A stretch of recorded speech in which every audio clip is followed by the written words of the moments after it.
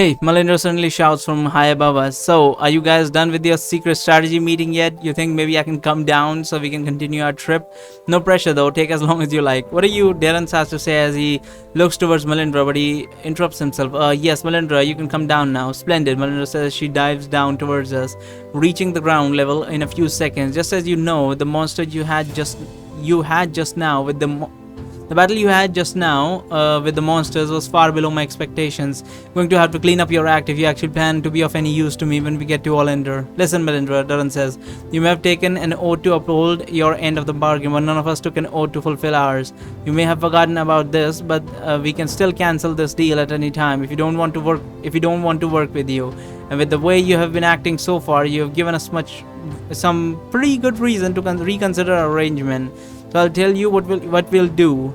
If you still want us to help you with Allender, then you can stop complaining, lead us where we need to go. If you don't, then I'm afraid we might have to go looking for some other group to do your dirty work. Fine, Melinda says, frowning. If that's how it's going to be, then you won't hear another word from me.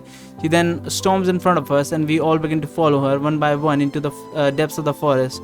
So I say as we all walk beside Melindra, Iluna, do you think those two goblins might have been part of Fearon's army? Could the Goblin General be working with the dragon now? I highly doubt it, Luna says. The dragon already had plenty of goblins under his rule. He shouldn't have any need for Fyron and his free goblins. In fact, the only reason Fyron and his group have survived for so long is most likely because the dragon doesn't really care about them. There is no back protecting goblins, so Tyroth could very well destroy their whole camp by himself.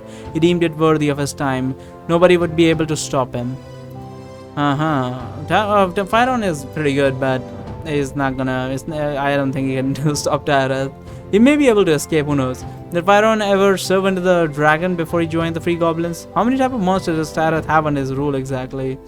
I don't know all the details, Luna says. As far as I'm aware, the dragons that are by far the most loyal to the dragon are the orcs. Why specifically the orcs? Okay, they are not as strong as the ogres, but they're not dumb like them either, and they're generally more powerful than most humans. The orcs are the main force of the dragon's army, but they also have other monsters of the humanoid variety like ogres, trolls, goblins, alongside various creatures such as varins, hydras. While it would be pretty unlikely to meet an orc in Varathia, it does not serve Tyra. There are plenty of ogres that have nothing to do with the dragon, like the ones we fought in the fort. The trolls are mostly a race of mercenaries, so their allegiance to the dragon is fickle. As far as the goblins go, I'd wager that most of the goblins in Varathia will still follow Tyrath, although Fyron has also been getting some new recruits in the camp lately. Hold on a minute there, Darren says. Who exactly is this Fyron? And why are you both acting like you've met him before? Fyron is the general of the Free Goblins of Varathia, Luna says.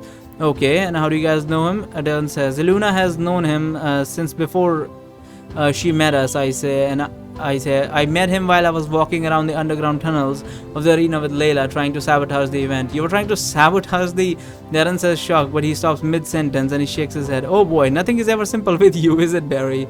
So, Hardrick says, I don't mean to interrupt the discussion or anything, but shouldn't we be getting a little worried about these well-trained group of monsters going after our heads? I mean, I was having trouble with those ogres, and from what I've seen, our spellcasters have almost no effect on the orcs that are wearing anti-magic armor. Maybe we need to rethink our strategies a bit. I mean, is Kate's spell anti-magic? I mean, she casts a icicle, right? And then she throws it. Though at that point, it's just a big piece of ice coming at him, coming at the orc as like just ice thrown.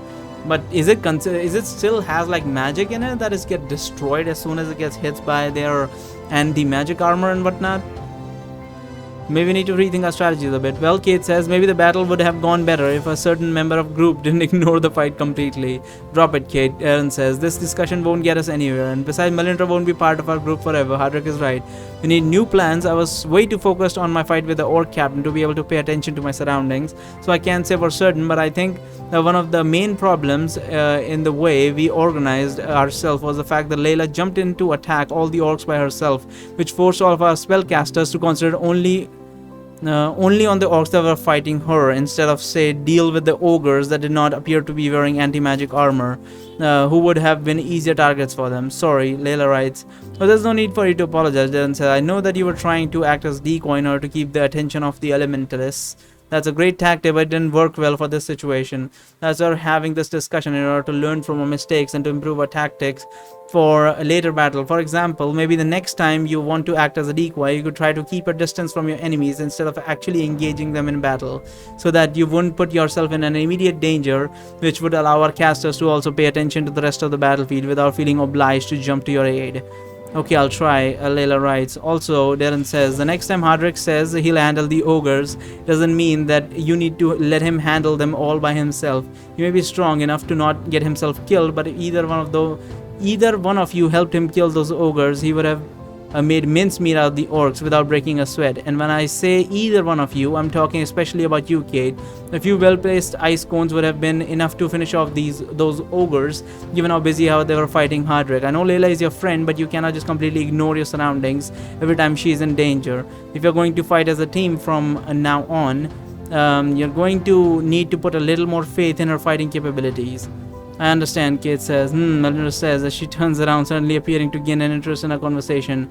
That is some very good advice coming from someone who hasn't been paying attention to his surrounding. Maybe I've been overestimating you a little bit. Is there another monster ambush? Of course, it's a good advice, Darren says. I haven't spent the last 20 years fighting monsters for nothing.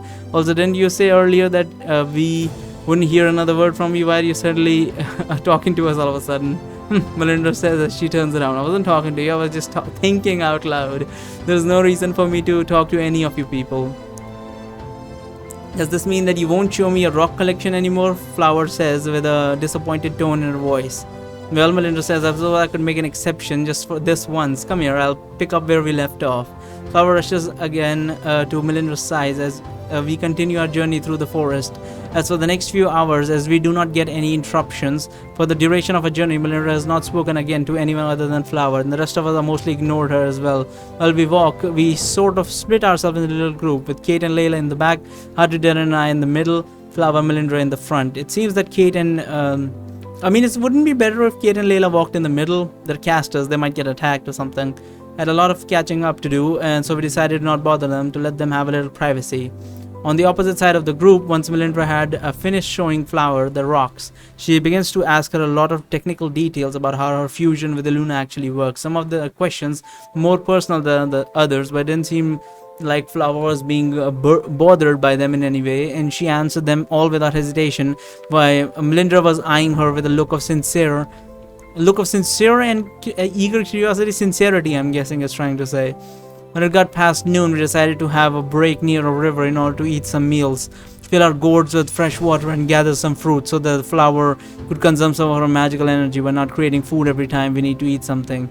It would have been nice if the water that Luna conjures were actually drinkable, because then we wouldn't have to worry about finding sources of fresh water.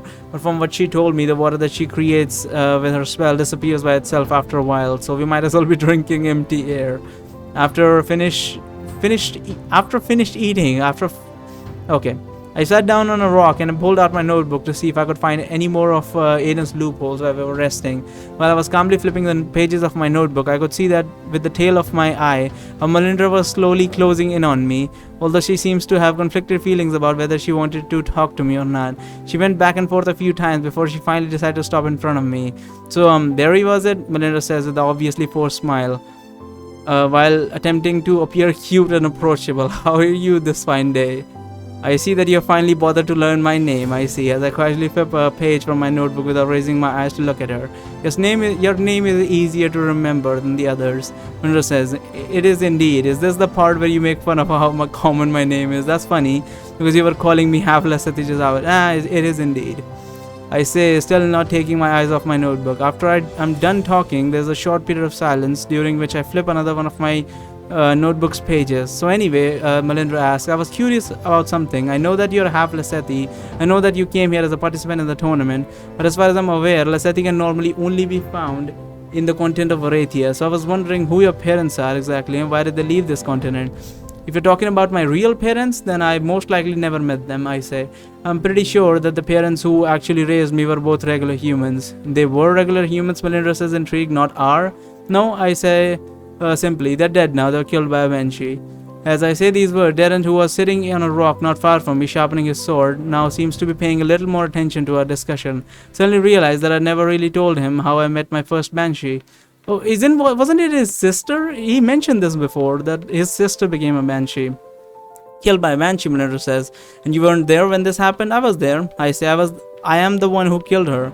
You killed a banshee by yourself, Melinda says, but the only way someone as powerless as you could ever hope to defeat a banshee would be to attack her in a most vulnerable state right after her awakening, which means she pauses for a second as realization dawns upon her.